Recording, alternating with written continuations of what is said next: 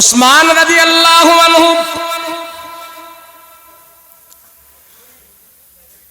মক্কার জমিনে আল্লাহ তার এত সম্পদ দিয়েছে, যেই সম্পদের বর্ণনার কথা আল্লাহ নিজে প্রশংসা করেছে। আল্লাহ ডাক দিয়া কয়, দুনিয়ার মালওয়ালারে, সম্পদওয়ালারে, উসমানের মতন মাল যদি তোমার হয়, সেই মাল তোমাকে জাহান্নামে নেবে না, জান্নাতে নিয়ে যাবে। উসমান গনি রাদিয়াল্লাহু আনহু 70টা উট উসমান গনির মালের গোডাউনের চাবি বহন করত। উসমান রাদিয়াল্লাহু আনহু লাজুক সাহাবী,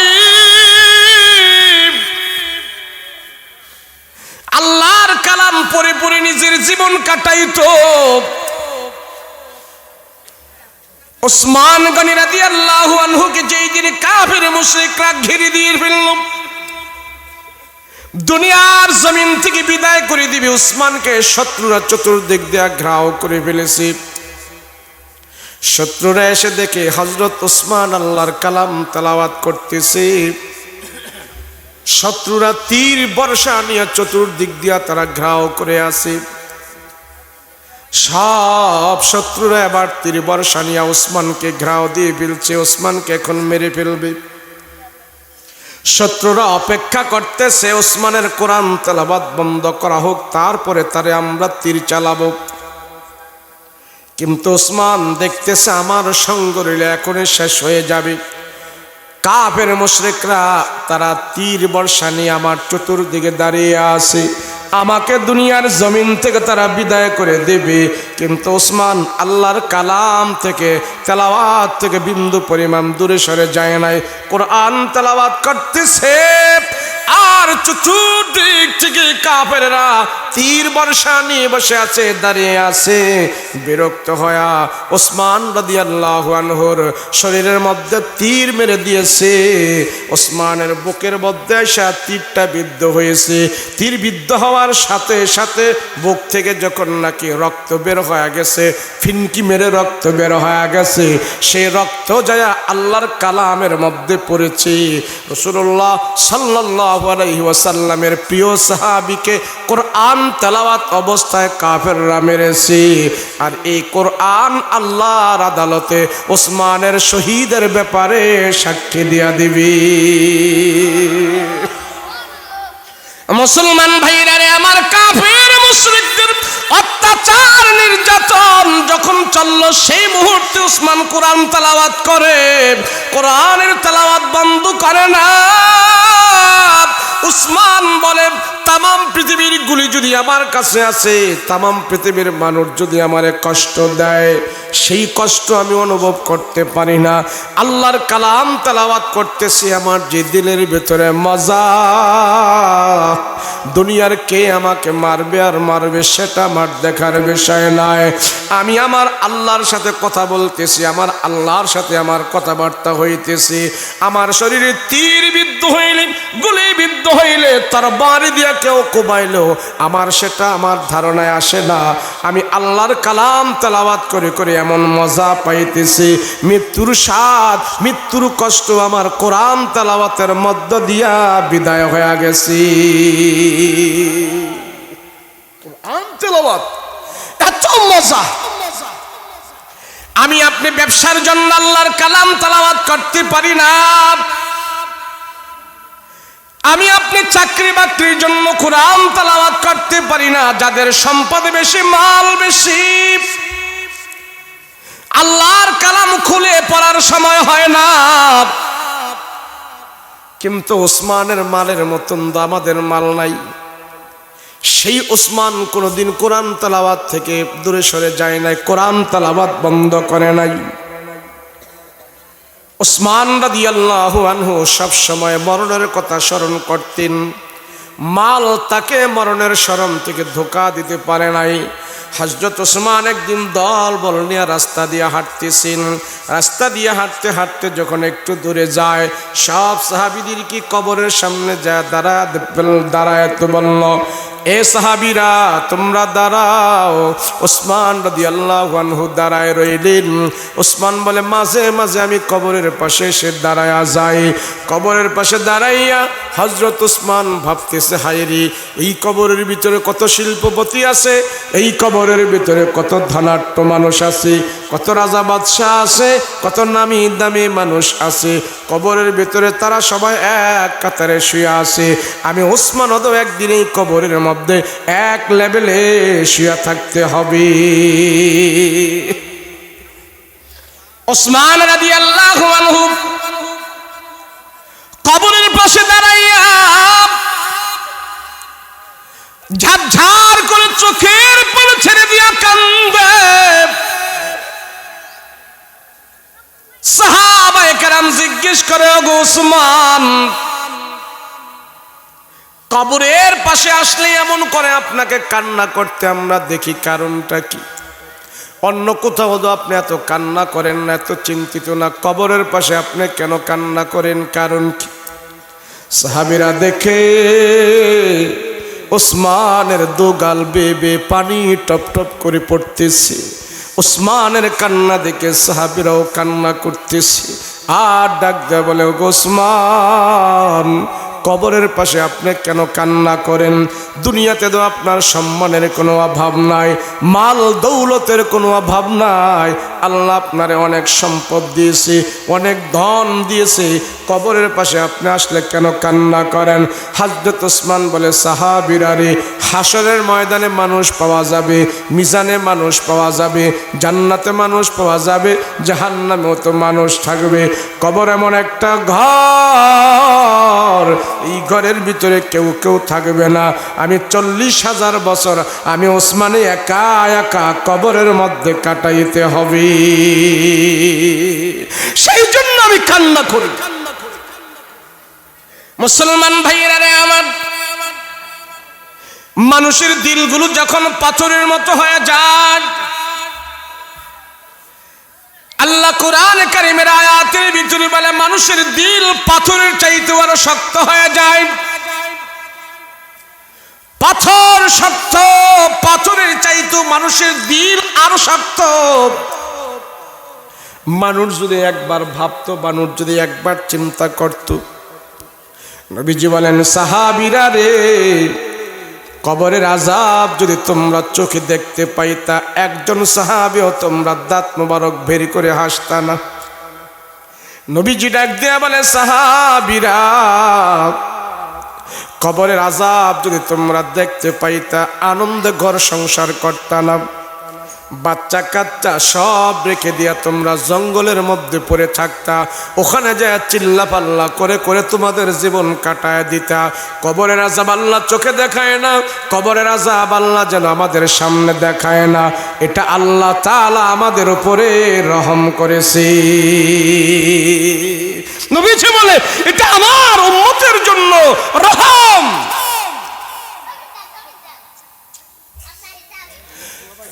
আল্লাহ পাক রব্বুল আলামিন ডাক দিয়ে বলে, ও মানুষ, আমি আল্লাহ তোমাদের কর্ম দেখে আশ্চর্য হয়ে যাই, তোমাদের ভাব সব দেখে আমি আশ্চর্য হয়ে যাই।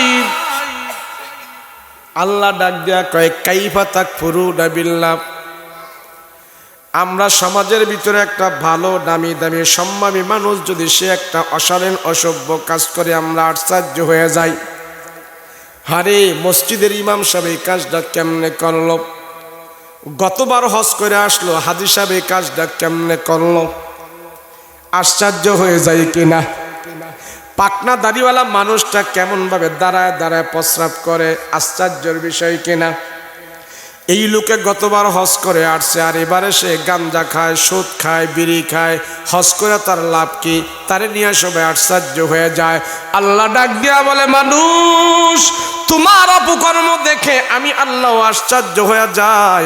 আমি আল্লাহ শুধু সিদ্ধের চিন্তা করি, হে বান্দা, তোমার কোনো অস্তিত্ব ছিল না, তোমার কোনো নাম গন্ধ ছিল না। আমি আল্লাহ তোমাকে মায়ের এক নাপাক পোটা পানি থেকে আমি তোমাকে বানিয়েছি, যে পানির কথা 2-4 জন মানুষের সামনে বলা যায় না। ওই নাপাক পানি দিয়ে আমি আল্লাহ তোমারে বানিয়েছি। তুমি একদম দুর্বল, তুমি কোনো সবল ছিল না রে বান্দা। তোমার হাতে পায়ে কোনো শক্তি ছিল না, তোমার মুখে কোনো শক্তি ছিল না। আমি আল্লাহ মায়ের জমাট রক্ত থেকে আমি আল্লাহ তোমাকে আস্তে আস্তে করে হাত পা অঙ্গ প্রত্যঙ্গ বিশিষ্ট করে একজন পুষ্টনিষ্ঠ মানুষ বানিয়েছি। ওই মানুষটা তুমি যখন 30-40 বছর বয়সে পদার্পণ করেছ, তোমার শরীরের রক্ত এখন গরম। তুমি আমার আল্লাহর নাফরমানি করো, তুমি আমার আল্লাহর অবাধ্য করো, তুমি আল্লাহর আমার নাফরমানি করো, আমার রসুলের অবাধ্য করো। আমি আল্লাহ আশ্চর্য হয়ে যায়, মানুষ এত দুর্বল থেকে আমি আল্লাহ তোর এই পর্যন্ত সবল বানাইলাম। আবার কিছুদিন পরে আমি আল্লাহ তোমাকে মৌত দিব, মৌতের পরে তোমারে কবরে দিব। আমি আল্লাহ কবর থেকে তোমাকে আবার জীবিত করব। সুম্মা ইলাইনা তুরজাউন, ঘুরায়া ফিরায়া আমি আল্লাহ আবার তোমারে আমার কাছে নিয়ে আসব। আমি আশ্চর্য হয়ে যাই, কেমনে বান্দা তুই আমার নাফরমানি করো?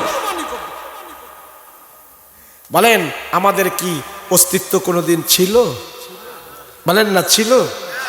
মায়ের পেটে আসার আগে আমরা কোথায় ছিলাম বলতে পারবেন? তাহলে আবার এখন আসি, কিছুদিন পরে আবার কোথায় যাব বলা যাবে? আল্লাহ কয়, এতটুক চিন্তা তুমি করো না, দুনিয়াতে রং তামাশা করো, আমার অবাধ্য করো, ফজরের না ভইরা ঘুমায়া থাকো। আমি আল্লাহ আশ্চর্য হয়ে যাই, তোরা অস্তিত্বহীন থেকে আমি অস্তিত্ববান করে তুললাম, আর তুই আমার সাথে এত নাফরমানি করো। আমি তো বান্দা আশ্চর্য হয়ে যাই। তুমি কি জানো না তোমার যে মরণ আছে, তোমার যে মৃত্যু আছে, মৃত্যু তোমার সাথে সাক্ষাৎ করবে। কেন মরণ থেকে তুমি গাফেল হয়েছ? যত উদাসীন হও, মরণ কিন্তু তোমার সাথে সাক্ষাৎ করবেই করবে। কথা বলেন ঠিক কিনা? রাসূল বলেন, নবীজি বলেন, একটা মানুষ যখন প্রত্যেক দিন 20 বার তার মরণকে স্মরণ করে, কবরের কথা ভাবে, ওই মানুষটার দিলের ভিতরে আল্লাহ পাক আখিরাতের ভয় পয়দা করে দেয়। কুকুর, হায়ওয়ান, জানোয়ার, পশু, গরু, ছাগল, ভেড়া, বকরি, এদের ভিতরে মরণের ভয় নাই। এরা যেমনি ইচ্ছা তেমনি চলতে পারে। মানুষও তারও যদি কবরের খবর না থাকে, মরণের ভয় না থাকে, এই মানুষটাও গরু ছাগলের মতনই চলাফেরা করে। কথা বলেন ঠিক কিনা? এখানে 100 বছরের কোনো মানুষ আছেন আপনারা? আছেন? মাত্র 100 বছরের নাই কেউ? একজন নাই? গতকাল না পরশুদিন আমি খাগড়াছড়ি মাহফিল করেছি। গতকাল খাগড়াছড়িতে 104 বছরের একটা মানুষ পাইছি আমি। আমার পাশে বেটায় বসা, কথাবার্তা খুব সুন্দর মতো বলতে পারে। দেখলাম যে আসলে ঠিক 104 বছর ওনার বয়স। তো 104 বছরের আমি এই সারা বছর খুঁজতে খুঁজতে একজন পাইছি মাত্র। তাহলে বোঝা গেল আমার হায়াত 100 ক্রস করে না, এর ভিতরে লিমিট। আমার যদি এই খবর থাকে, মরণ আমাকে স্পর্শ করবেই করবে। আমি আছি, এখন যাব কোথায়? ছিলাম না, আছি, আবার যাব কোথায়? এই 3 প্রশ্ন যদি তার নিজেকে নিজে করে, আল্লাহ তার সামনে হাজির হয়ে যাবে। কয় প্রশ্ন? ছিলাম না, এখন আছি, আবার থাকবো না। তাহলে ছিলাম না, ছিলাম কোথায়? আসি, আবার যাব কোথায়? এটা চিন্তা ভাবনা করো না। কথা বলেন ঠিক কিনা? চিন্তা করো। রসুল বলেন, ও সাহাবীরা শোনো। রসুলের সামনে সব সাহাবীরা বসে রয়েছে। তো নবীজি সাহাবীদেরকে বলতেছে, সাহাবীরা তোমরা কি জানো তোমাদের মাঝে এক বন্ধু, তোমরা সবাই তারে ভালোবাসো। তোমাদের এই প্রিয় বন্ধুকে আল্লাহ সালাম জানাইছে। আল্লাহ সালাম জানায়া বলছে, তাকে বলছে, কথা কয়টা হেদিক দা কথা বলে দিগাই। এই এতক্ষণ লাগে আপনার?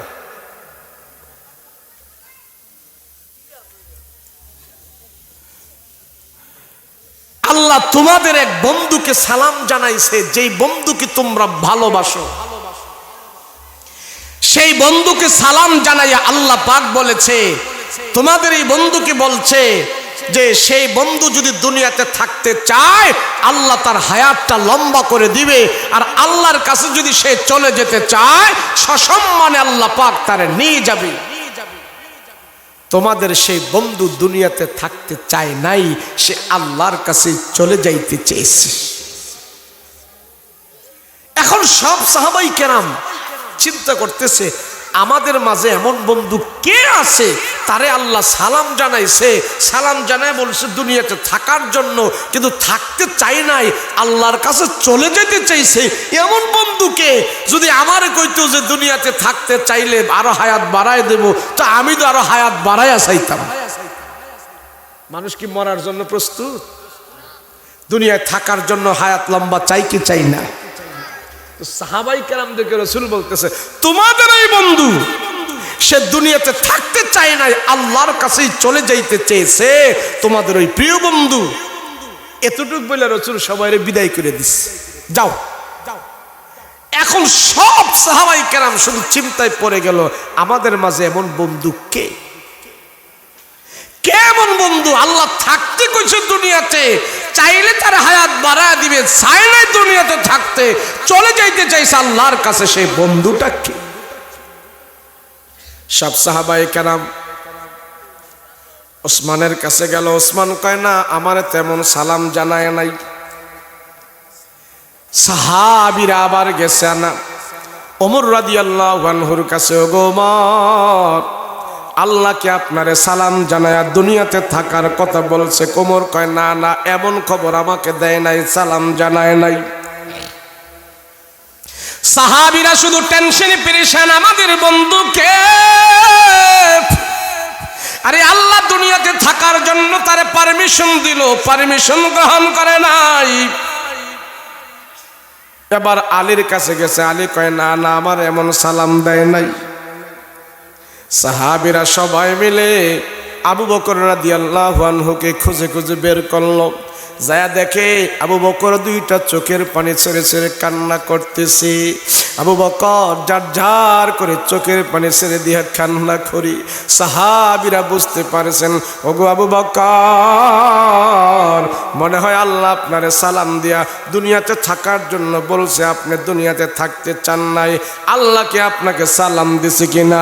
আবু বকর কান্না করে চিল্লাপালা করে বলতেছেন, সাহাবীরা রে, না না না না, আল্লাহ আমাকে সালাম দেয় নাই, আমাকে সালাম দেয় নাই, আমাকে থাকার সুযোগ দেয় নাই। রসুলজি কথা বলল, আল্লাহ তাইলে কারে সালাম দিয়েছে? আবু বকর ডাক দিয়া বলে, সাহাবীরা, তোমরা জানো না, আমার রসুলের কথা তোমরা বুঝতে পারো নাই। আল্লাহ দুনিয়ার কোনো মানুষকে সালাম দিয়া দুনিয়াতে থাকার সুযোগ দেয় নাই।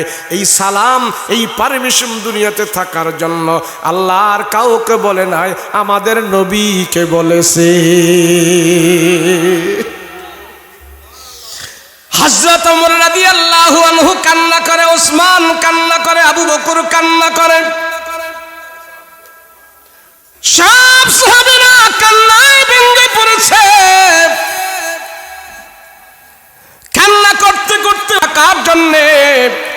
আপনি দুনিয়াতে থাকতে চান না, দুনিয়া থেকে চলে যাইতে চাইছেন, আমাদেরকে ছেড়ে আপনি কেমনে চলে যাইবেন?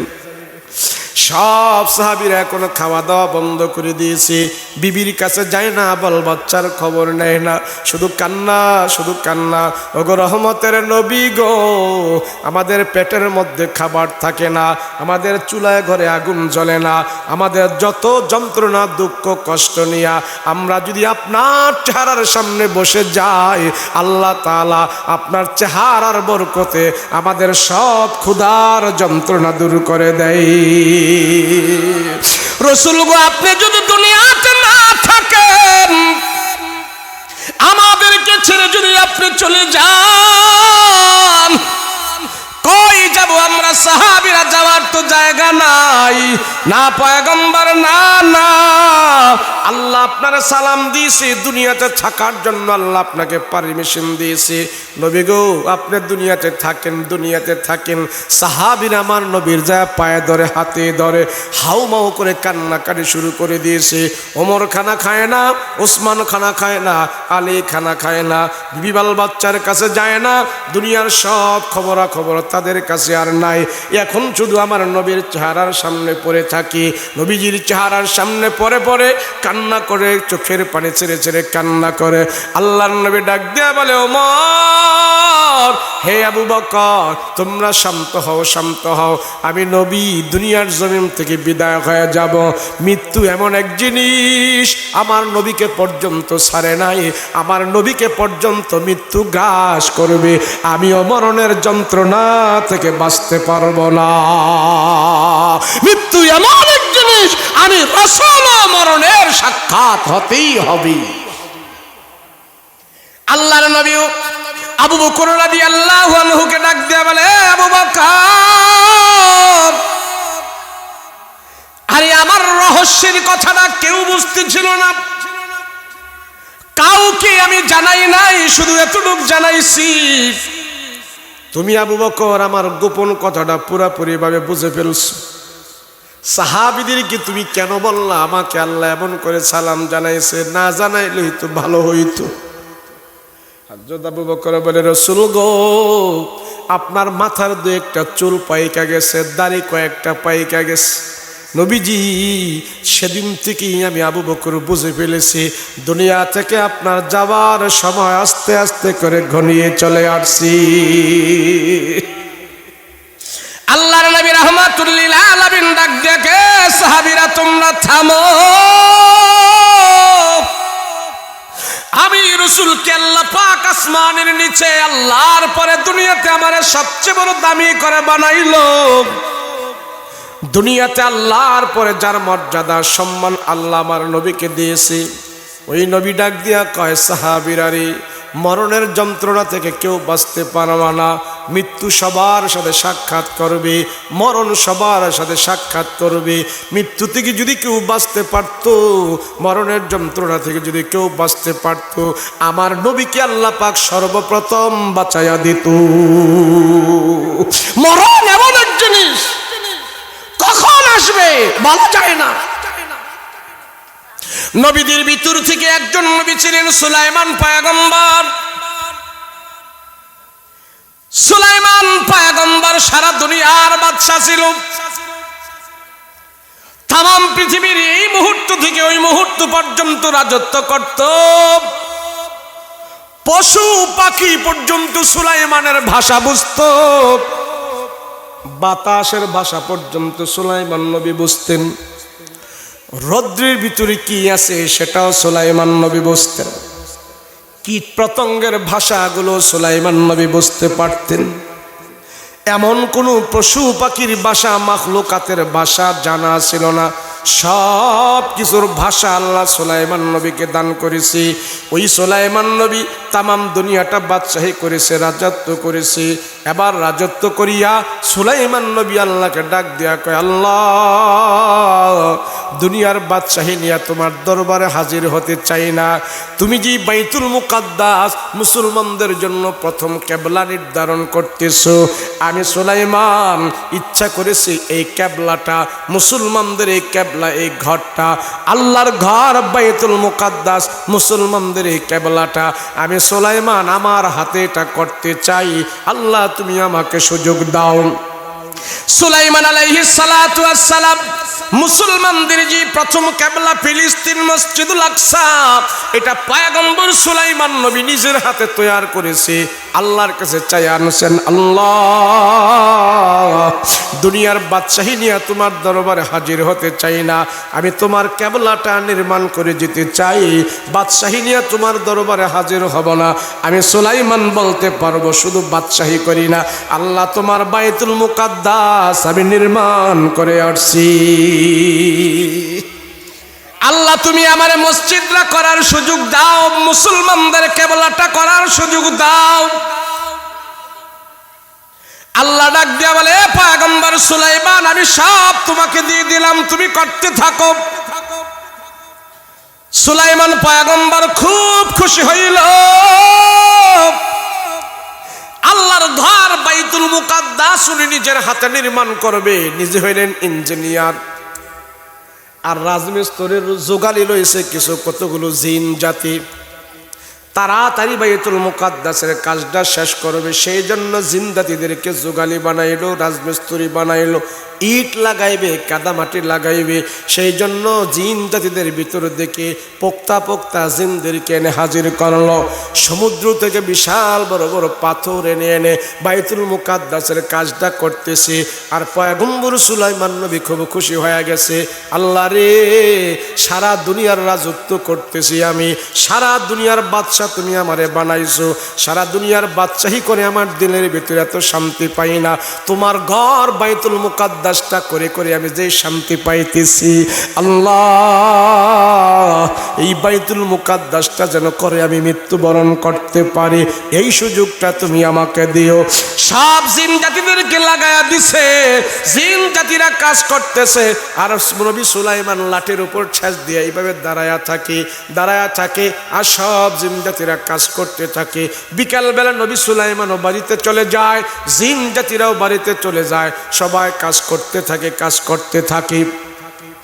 এবার নবী সুলাইমান আলাইহিস সালাতু ওয়াস সালামের সামনে বাইতুল মুকাদ্দাসের কাজটা 4 ভাগের 3 ভাগ করা শেষ, 1 ভাগ বাকি আছে। এই মুহূর্তে নবী সুলাইমান ঠেস দিয়া লাঠির মধ্যে দাঁড়ায় আছে, আর জিন জাতিরা নবী সুলাইমানের ভয়ে তারা কাজ করতেছে। পুরা পাথর লাগাইতেছে, আস্তর করতেছে, রড লাগাইতেছে, সিমেন্ট লাগাইতেছে, মুসলমানদের কেবলা নির্ধারণ করতেছে। নবী সুলাইমান লাঠি নিয়ে এইভাবে দাঁড়ায় আছে, ঠেস দিয়া দাঁড়ায় আছে। এমন মুহূর্তে আজরাইল আলাইহিস সালাতু ওয়াস সালাম নবী সুলাইমানের কাছে আয়েশা হাজির হয়ে কয়, আসসালাতু ওয়াস সালামু আলাইকা ইয়া সুলাইমান।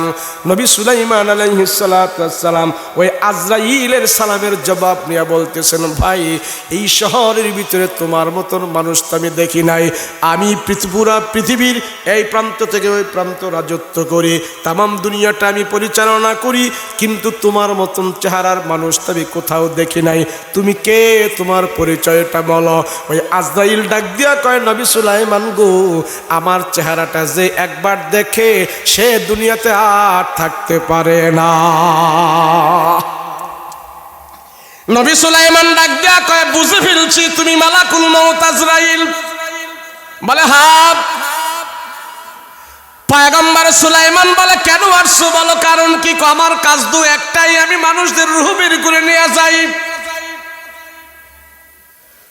সুলাইমান নবী বলে, আজরাইল কেন আসছো তুমি বলো। আজরাইল বলে, ও পয়গম্বর সুলাইমান, আমি আপনার সামনে হাজির হওয়া মানে দুনিয়ার জমিন থেকে আপনার হায়াত শেষ হয়ে গেছে, আর এক মুহূর্ত আপনাকে থাকার সুযোগ দেওয়া যাবে না।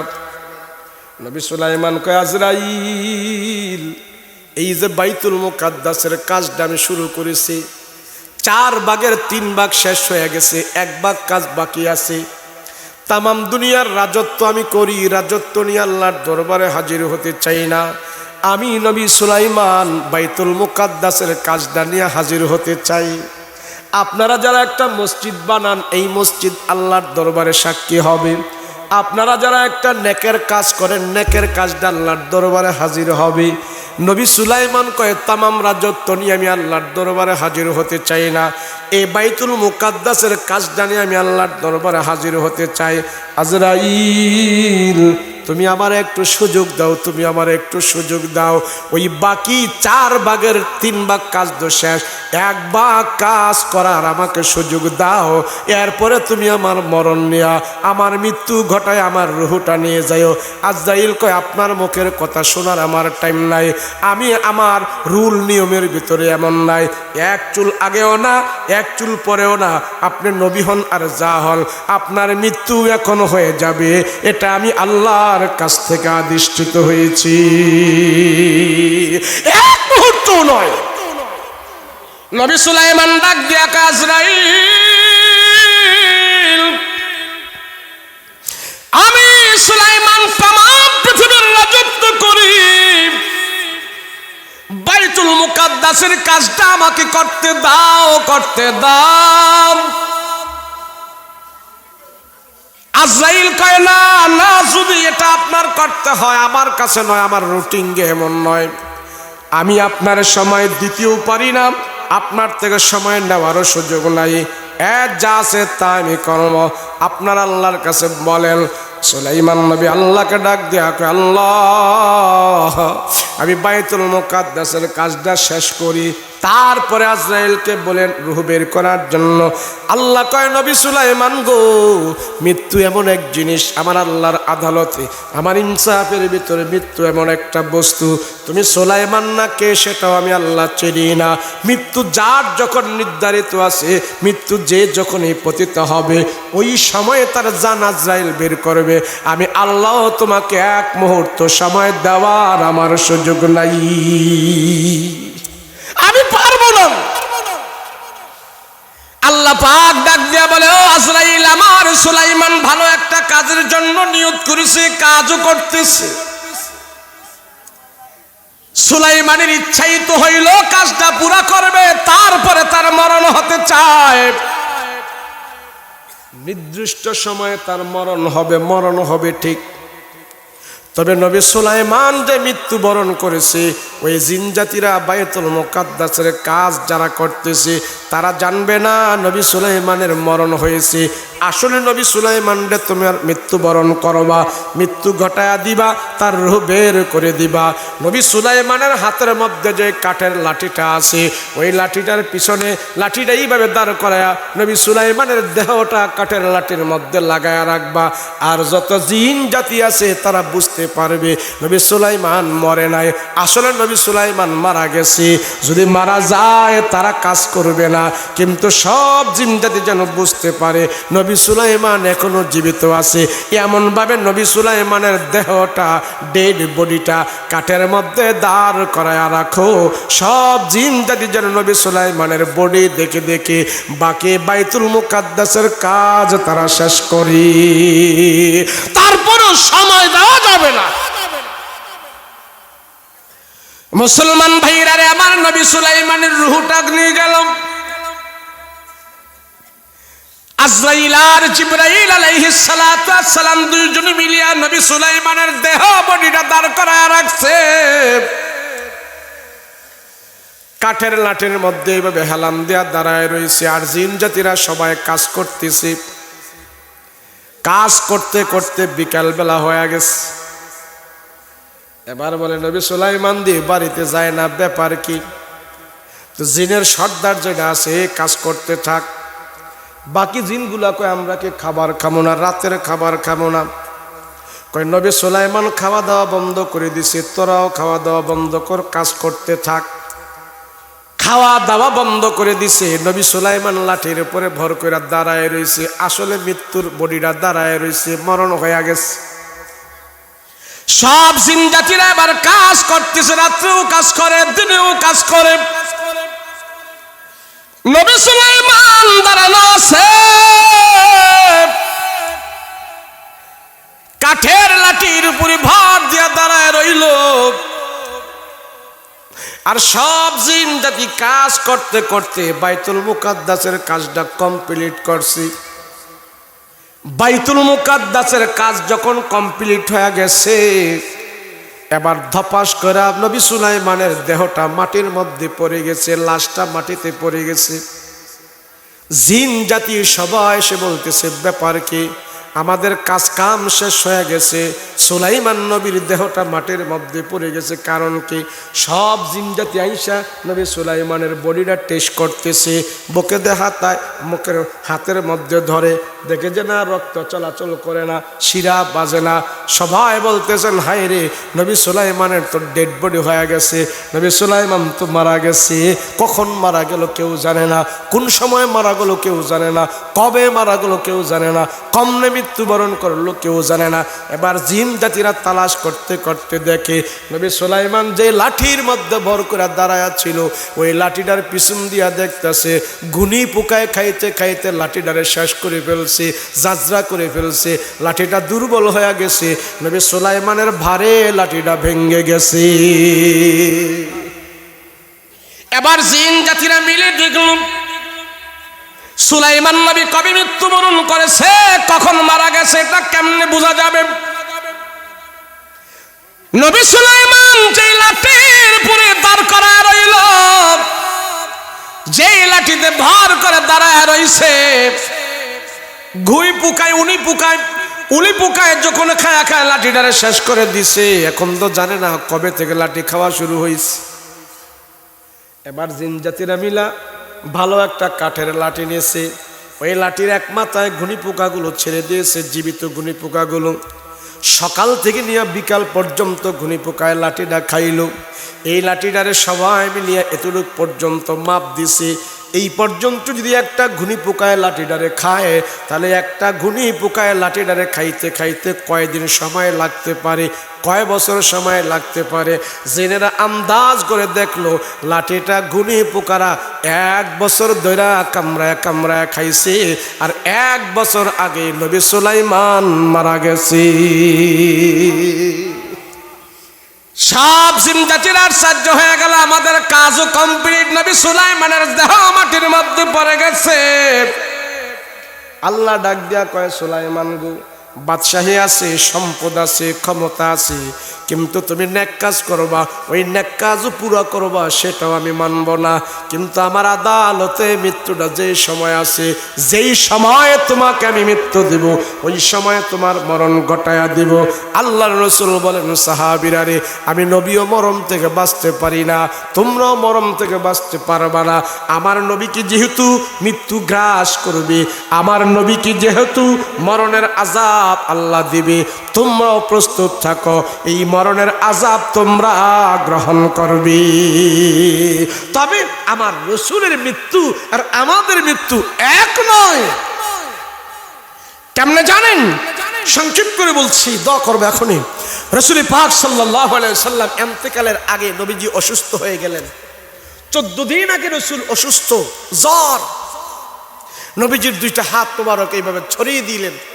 আম্মা জানা আয়েশা নবীজির চেহারার মধ্যে, বডির মধ্যে চাদর বিছায়া দিছে, চাদর বিছায়া দিছে, গা দিয়ে রাখছে। এবার যখন নাকি রাসূলের চাদর মোবারক আগলে দিল, আম্মা জানা আয়েশা দেখতে পাইলেন প্রত্যেকটা পশমের গুড়ায় গুড়ায় আমার রাসূলের গাম বের হয়ে গেছে, পানি পড়তেছে। আম্মা জানা আয়েশা চোখের পানি ফেলে ফেলে কান্না করতেছে। মা আয়েশা রাদিয়াল্লাহু আনহা আমার রাসূলকে রানের উপরে নিয়ে বসে আছে। নবীজি 2টা হাত এইভাবে বের করে দিয়েছেন। আল্লাহ, মৃত্যুর যন্ত্রণা কত কঠিন। মা আয়েশা রাদিয়াল্লাহু আনহার ঘরে আমার পয়গম্বর আর নবীজির পাশে বসে বসে আম্মা জানা আয়েশা কান্না করতেছে। ওগো বাবা, আমি বিশ্বাস করতে পারি না তুমি যেন আমাদেরকে ছেড়ে চলে যাবে। ও বাবা, তুমি আমাদেরকে এত আদর করে বড় করেছো, আব্বা দুনিয়ার জমিন থেকে আপনি চলে যাবেন, মৃত্যু হবে, আমি ফাতেমা এটা বিশ্বাস করতে পারি না। আল্লাহর নবী ডাক দিয়ে বলে, ও ফাতেমা, ঘরের দরজা খুলো। একজন মানুষ দরজার বাহিরে দাঁড়ায় আছে, তো এসে আসতে চায়, তার ভিতরে আসতে দাও। মা ফাতেমা কান্না করে আর বলে, কে আসছে আব্বা, কে আসছে? বলে, দরজাটা খুলে দাও, দেখে আসো কে আসছে। মা ফাতেমা রাসূলের ঘরের দরজা খুলে দেখলো এমন একটা মানুষ, বিকট আকৃতির মানুষ, এমন একজন চেহারার মানুষ দাঁড়ায় আছে। এমন চেহারার মানুষ মক্কা মদিনা আর কেউ নাই। ফাতেমা তার চেহারা দেখে ঘরের দরজা লাগায় দিয়েছেন। আব্বা, এমন একজন মানুষ আমাদের ঘরের দরজার সামনে দাঁড়ায় আছে, মক্কা মদিনায় তার মতন চেহারার মানুষ আর মনে হয় একজনও নাই। আল্লাহর নবী ডাক দিয়া বলে, ফাতেমা তারে আসতে দাও। তুমি মা একটু আড়ালে যাও, আর সে তারে আসতে দাও। তুমি এখানে থাকার কারণে আসে না। ফাতেমা বলে, আব্বা কে সে, কে? আল্লাহর নবী অসুস্থ অবস্থায় বলতেছেন, ফাতেমা এটা সাধারণ কোনো মানুষ না, মক্কা মদিনার মানুষ না, এটা হলো মালাকুল মউত আজরাইল। ফাতেমা ঘরের দরজা লাগায়া কান্নাকাটি করতেছেন, বাবা আমি আসতে দিব না, আসতে দিব না, আসতে দিব না, আপনার জান বের করবে, আমি ফাতেমা এটা সহ্য করতে পারবো না। আল্লাহর নবী ডাক দেয়া বলে, ফাতেমা যত দরজা লাগাও আর যা লাগাও, দুনিয়ার কোনো মানুষের কাছে পারমিশন নেওয়া যায় না, একমাত্র আমার নবীর কাছে আজরাইল পারমিশন নিয়ে আসতে চায়। এটা আমার রসুলের সম্মানে আসতে চায়। ঘরের দরজা খুলে দাও, আর তুমি একটু আড়ালে যাও, আজরাইলকে বাধা দিয়া রাখতে পারবা না, আসতে দাও। রাহমাতুল লিল আলামিনের নবীজির ঘরের দরজা খোলা হইল। আর আজরাইল আলাইহিস সালাতু ওয়াস সালাম আয়েশা মালাকুল মউত সে আমার পয়গম্বরকে মারে, আসসালাতু ওয়াস সালামু আলাইকা ইয়া রাসূলুল্লাহ, রহমতের নবী, আল্লাহ আপনার সালাম যদি বলেছে, আর আপনার রুহুটা সসম্মানে আল্লাহর কাছে আল্লাহ নিয়ে যেতে বলেছে। নবী ডাক দিয়া কয়, আজরাইল আমার আল্লাহর কাছে আমি চলে যাব, এটা আমি চাই, আমার মালিকের সাথে আমার সম্পর্ক মহব্বত, আমি চলে যাব, কোনো অসুবিধা নাই, দুনিয়াতে থাকা আর আমার এত স্বাদ না, আমি চলে যাব। তবে আমার একটা প্রশ্ন, আমার রুহুটা বের করার আগে তুমি আমাকে জানায় দাও, আমার আল্লাহ আমার উম্মতের গুনাহ কথা ক্ষমা করেছে কিনা? ও রহমতের নবী, খবর আমি জানি না, যাও আল্লাহর কাছে বলো। জিবরাইল আলাইহিস সালাতু ওয়াস সালাম এসে বলে, ইয়া রাসূলুল্লাহ, ইয়া হাবিবাল্লাহ, আল্লাহ পাক আমাকে জানাই দিয়েছে জান্নাতের ভিতরে নবী আপনি সমস্ত নবীর আগে যাবেন। নবী গো, আপনার উম্মতেরা সমস্ত নবীর আগে, সমস্ত পয়গম্বরদের উম্মতের আগে আল্লাহ পাক আপনার উম্মতকে জান্নাতের ব্যবস্থা করে দিবি। এবার রাসূল বলে, আজরাইল আমাকে নাও, আমার রুহটা বের করে নিয়ে যাও। আল্লাহ আমার রুহ চেয়েছে আমি আল্লাহর কাছে সাক্ষাৎ করব, আমি মাওলার কাছে কখন যাব, তুমি আমাকে নিয়ে যাও। আজরাইল আলাইহিস সালাতু ওয়াস সালাম একটা থাবা বানালেন রসুলের বুকের উপরে, হাতটা এইভাবে রাখলেন রসুলের রুহ বের করার জন্যে। আল্লাহর নবী আজরাইলের থাবা পাইয়া চোখের পানি ছেড়ে ছেড়ে কান্না করে বলে, আজরাইল মৃত্যুর যন্ত্রণা যে এত কঠিন, এত কঠিন, আমার রসুলের যে অবস্থা, আল্লাহর নবীর ঘাম বের হয়ে গেছে, কপালটা ঘেমে গেছে, কপালের মধ্যে ঘাম চলে আসছে। রসুল বলে, আজরাইল মরণের যন্ত্রণা যে এত কঠিন, আমার নবীকে এত কষ্ট দিতেছ, এত যন্ত্রণা, মরণের যন্ত্রণা।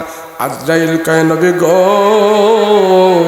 বৎকার বেঈমানের রূহটা যেভাবে বের করা হবে তার 1000 ভাগের 1 ভাগ কষ্ট আপনাকে দেওয়া হয় নাই, শুধু মরণের যন্ত্রণা বুঝানোর জন্য আপনাকে আমি এটা দিলাম।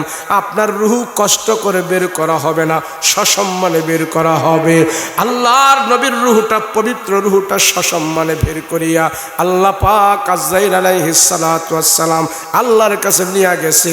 আমার নবীকে মৃত্যুর যন্ত্রণা বুঝানোর জন্য একটু প্র্যাকটিস দেখাইলো। আল্লাহর নবীকে ডাক দিয়া বলে, ও রহমতের নবী,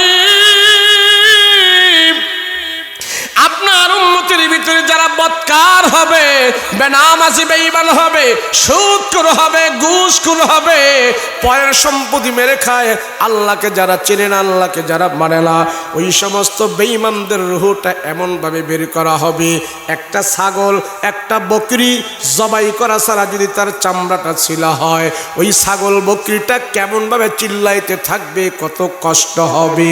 আপনার বদকার উম্মতের রূহটা যখন বের করা হবে, ওরা ষাঁড় গরুর চাইতেও আরো বেশি চিল্লাইতে থাকবে, আশেপাশের মানুষ শুনবে না, তার কামড়ের তার চিৎকারের কারণে জাহান্নামীরা পর্যন্ত চিৎকার করবে। এবার আজরাইল আলাইহিস সালাতু ওয়াস সালাম আমার নবীকে শুনাই দিলেন, ইয়া রাসূলুল্লাহ, ইয়া হাবিবাল্লাহ, পয়গম্বর, আপনার উম্মতের ভিতরে যারা সাদা সিধা মানুষ হবে, সরল দিলের উপরে চলবে, কোরআন হাদিস মতে চলবে, রসুলগো আপনার ভালোবাসা মহব্বত নিয়ে চলবে, সুদ ঘুষ খাবে না, কষ্ট করে চলবে, ব্যাপতে যাবে না, ওই ইমানদারদের রুহটা এমনভাবে বের করা হবে, আটার খামিরার ভিতর থেকে যদি একটা চুল কেউ টাইনা ভার করে, আশেপাশের মানুষ কোনো আওয়াজ পাবে না, আটার খামিরার ভিতর থেকে যদি একটা চুল বের করে কোনো আওয়াজ হবে না। আর মুসলমান মুত্তাকি পরহেজগারদের রুহটা এইভাবে তার ভিতর থেকে বের করা হবে, ওই বেঈমান মুশরিকদের মতো নয়, আল্লাহর প্রিয় বান্দাদের রুহটা এমনভাবে বের করা হবে, সে কোনো কষ্ট পাবে না, জান্নাতের নেয়ামতগুলো তার সামনে ধরে তুলবে, আর মুমিন হাসতে থাকবে, আর ওই আনন্দের ভিতর থেকে তার রুহ বের করে নেওয়া হবে। রসুল তখন আল্লাহর দরবারে হাত উঠায় ডাক দিয়া বলে, আল্লাহ, দুনিয়া থেকে আমি চলে যাই, আল্লাহ, আমার উম্মতকে তুমি, মক্কার উম্মতকে তুমি ক্ষমা করে দিও, আমার উম্মতকে আল্লাহ তুমি মাফ করে দিও, আমার উম্মতকে মরণের যন্ত্রণা থেকে আল্লাহ তুমি হেফাজত করে দিও। জিবরাইল আমিন এসে বলে, ইয়া রাসূলুল্লাহ, বদকার আর নেককারের মৃত্যুটা এমনভাবে তফাৎ করে দিয়েছেন আল্লাহ, মুমিন যখন মারা যাবে, আরশ আজিমের ফেরেশতারা এসে তার রূহটা ইস্তেকবাল দিয়ে আল্লাহর কাছে সসম্মানে নিয়ে যাবে। মানুষ মৃত্যুর স্মরণ থেকে গাফেল হওয়া যাবে না। নাচো, মৃত্যুর জন্য প্রস্তুত কারে বলে জানেন? মৃত্যুর জন্য প্রস্তুতি কে বলে? সদা সর্বদা সে তওবা করেছে, আল্লাহর কাছে পবিত্র হতে চায়। আল্লাহ, এক্ষুনি আমি ভালো হলাম, জানি না কয়দিন বাঁচবো, আল্লাহ আমি আর সুদ খাবো না, আর ঘুষ খাবো না, তোমার কাছে তওবা করেছি, আল্লাহ তুমি আমার মরণকে ভালো মরণ করিও, তুমি আমার পবিত্র মরণ দিও।